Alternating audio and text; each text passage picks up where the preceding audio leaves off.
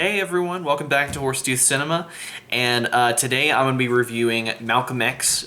This came out in 1992 and was directed by Spike Lee. I was actually planning on rewatching this tomorrow to get the taste of the inauguration out of my mouth, but I ended up going for this morning just for, I didn't think I'd have time tomorrow. I've really gotten into Spike Lee's work in the last year. I had seen, I think, Do the Right Thing and Black Klansman before this, but I think that was about it. Since then, I've watched so many of his films, from his debut, She's Gotta Have It, his latest, Da 5 Bloods, his kind of disastrous, like unfathomably stupid remake of Old Boy, and his generally acclaimed but wildly underrated films, 25th Hour and Bamboozled.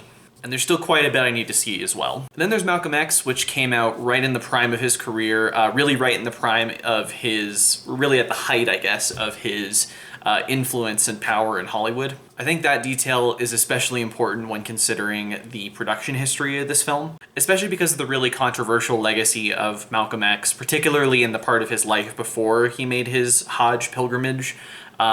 He especially among white people in America, he was quite controversial and still is to an extent to this day. And because of that, it took a long time for the script to be greenlit by any studio. And when Warner Brothers finally greenlit it, they initially wanted a different director. I believe they wanted Norman Jewison, who had made films like Fiddler on the Roof and even the Sidney Poitier film In the Heat of the Night. As much as those films are classics in their own right, I can't really imagine anybody but Spike Lee taking on directing this film. To Jewison's credit, he actually he's pretty much credited with with being the person that brought on Denzel Washington to the film, but ultimately the idea of a white director taking on a Malcolm X biopic ended up being quite a bit of backlash over it from Spike Lee himself. I think he was definitely kind of leading the charge on that front to an extent. And I can understand that for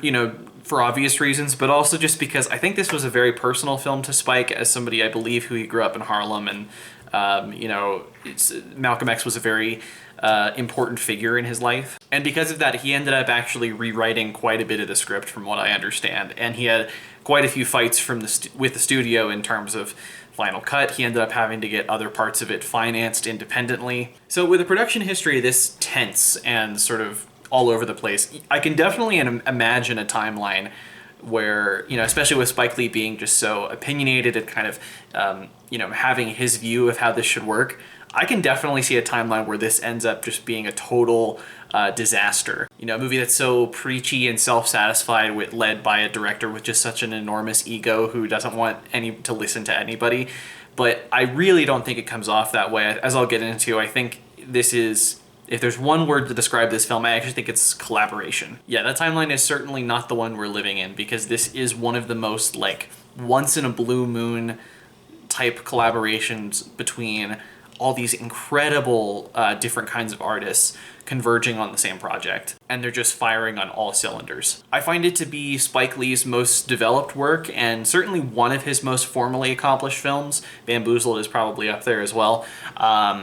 And I think it's pretty easily Denzel Washington's best work as an actor, which, as you know, just from seeing any of his films, is saying a lot. I've been pretty vocal on this channel about my distaste for biopics, and I won't get into all of them here, but suffice to say I find them very formulaic and kind of lacking in variation. Part of that is that oftentimes the filmmakers that like to do biopics are these very, kind of Oscar-bait filmmakers who may not be the most talented or well-suited to the form anyway.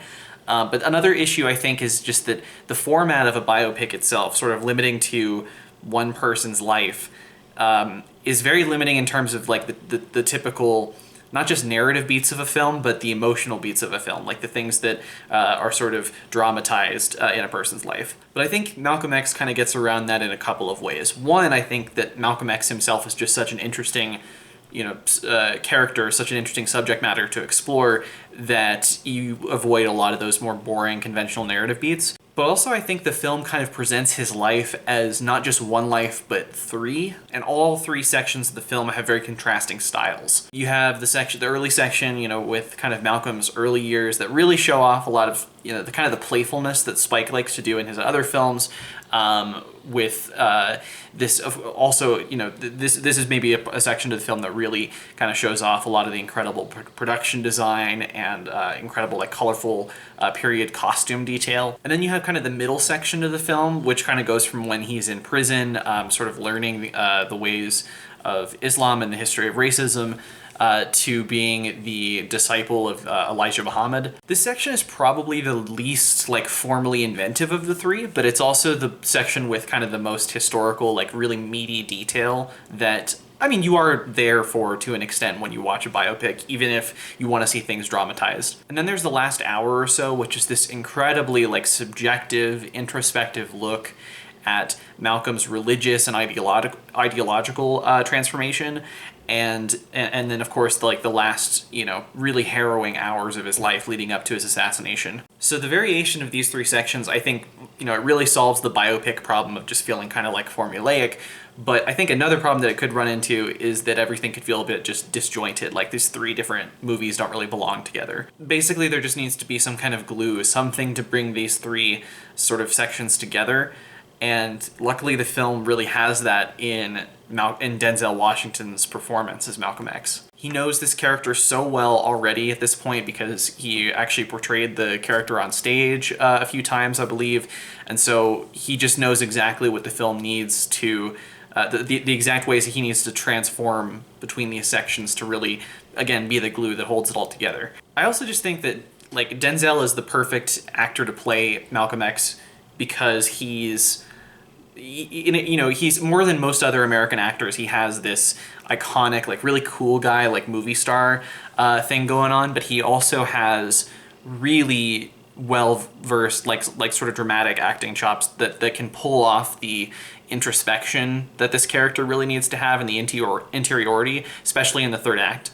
Maybe the best example of this is the scene where basically, one of the members of the Nation of Islam has been injured by the police, and so Denzel and the other members of the Nation of Islam go to the police station, and then eventually they go to the hospital as well to make sure that he gets the proper medical care. And that iconic bit where he controls that entire crowd, that entire group of people with just these simple hand gestures is such a, I don't know if that really happened, but it's because it's such a like a movie star thing to do. It's such a like cool sort of awe-inspiring moment. But at the same time, during this sequence as well, especially when he's talking to the police, you really feel his very like nuanced sort of controlled anger that he's projecting towards these cops that he's talking to. And of course, the whole scene is capped off by maybe the greatest line in Spike's career, which is when I forget the actor's name, but the cop says, "That's too much power for one man to have." I mentioned earlier that I think the film is really a collaboration between so many great artists, and I think the third act is probably the best showcase of this. Denzel becomes, like he's been so abrasive and so sort of angry throughout the film, but he really becomes so much like kinder to people around him, so much softer as he gets closer and closer to his demise. And this section as well is also really, really helped, I think, by Angela Bassett's performance, who plays his wife. She gets so much to do, both in terms of her own character as well as just sort of the fear she has for her husband and her family, and then the eventual despair when the assassination occurs. Spike is also doing so much experimentation in this section. I love the shot of when, I forget if he's on the phone, but Denzel is really worried about his, threats on his life, and it's the shot of basically his face being turned upside down in the room, just sort of his life spinning out of control. And then of course you also have a lot of the, this is more after the assassination and everything, but you have all of the archive footage at the end. Spike Lee does this a lot. I think this is one of my favorite uses of it, especially with how it ties into the very end of the film, the last scene with Nelson Mandela. And again, as a collaboration, like even down to, things that you wouldn't necessarily think about when you're watching a movie, like location scouts and production managers, especially the scene where, Malcolm makes his Hajj, like his pilgrimage to Mecca. They actually shot a decent amount of those scenes in Mecca. It's one of the very few American movies that's ever had permission to do that. And of course, to do it, they needed an entirely different production crew because they still didn't change the rules. Like non-Muslims are not allowed into the city of Mecca, so they had to, get an entirely different crew to film that. But I think my favorite scene in the movie, or favorite sequence, is definitely the the part when a change is going to come, needle drop starts. So we follow, Malcolm driving alone in his car to what we, as the audience who knows the history, ultimately know is going to be his death. And that song plays, and eventually you have this amazing iconic shot of him. It's the idea is he's walking down the street, but just the way that the camera's moving, it's very artificial. You definitely, like, he's standing on some kind of roller or something, but it just has this sort of uncanny, like, I don't know, sort of cosmic effect on you. It's such a foreboding and just sad way to sort of end this man's life on, especially, once we've seen him transform into, again, this really angry figure with some ideas that are, controversial to say the least, if not outright, problematic, but to what is a much more sort of a message that doesn't compromise his, search for social justice, but is definitely has a more of a humanitarian angle in mind.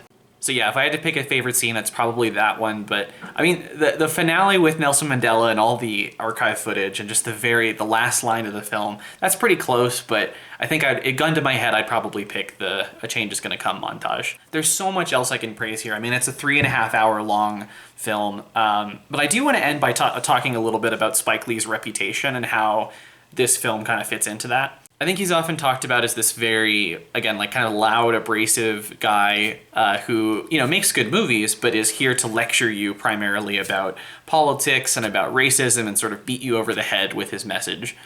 And I really don't think that gives him enough credit. I don't really think that's fair to him. If you look at a lot of his other, filmography from, like family dramas he did, or like interracial rom-coms, or media satires, or Treasure of the Sierra Madre type adventure movies to an extent. He has so much more variation, I think, than he gets credit for. And especially in terms of tones as well. Like a lot of those movies I just mentioned, they're nothing like each other in terms of how they feel or what the tone is. And I think on the surface, Malcolm X kind of fits that label that he has, again, of like the angry black guy here to, lecture you about politics and racism and everything. But I think, again, beneath the surface, because of the way he his approach to this story, because of Denzel's performance, because of all of the great art around them, I think this is so much more like somber and sort of tragic than what his reputation is. And I think kind of the true genius of the film is that it's able to take this guy who is larger than life in so many ways and is this iconic figure in American history and always will be, and get you to understand him not just as that historical figure, but as a person with flaws, and a person with interiority, and a person with a family. So yeah, I mean, just for that alone, I think this is one of the best biopics ever made, for sure. It's one of the great American films. It's, of course, 5 stars for me. I figured this would be a timely time to review. It's also Martin Luther King Day tomorrow, so I mean, I figured that qualifies as well. But yeah, I don't know. I think it just, with how much I've gotten into Spike Lee lately, I really wanted to finally tackle one of his films in the My Favorite Movie segment. Because this is a 3.5 hour movie that I've seen multiple times in the last year and probably will watch again before the year is up.